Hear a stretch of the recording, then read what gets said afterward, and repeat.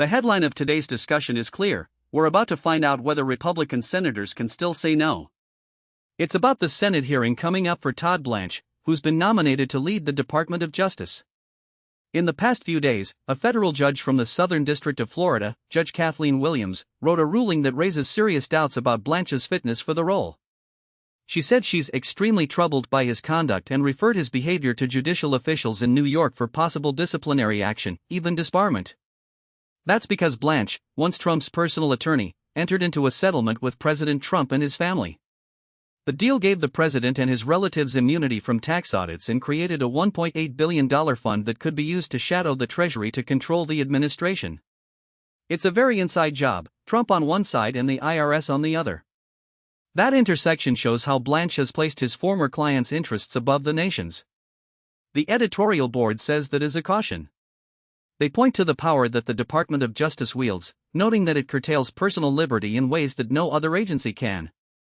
Blanche has celebrated the January 6 rioters and has misled Congress while on oath.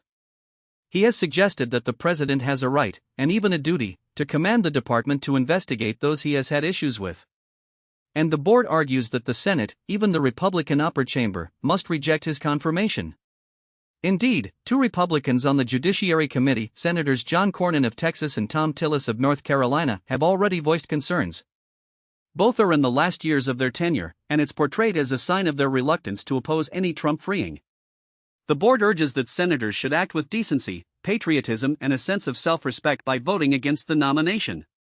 They explain that Blanche's relationship with the president grew out of his work as a private lawyer.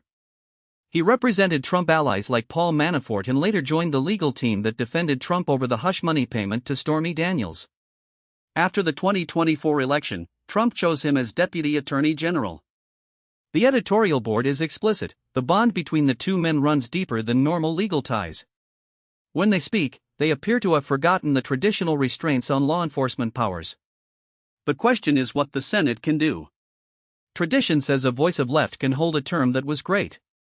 The board ends by calling for an immediate rejection of the nomination, stressing the stakes of allowing a lawyer who has defended and actively promoted the president's unchecked influence to steer the entire justice system. Thank you for listening, experts. To the next debate on our Cindy sign-off, we'll deliver more breaking political analysis each week. Until next time, keep questioning and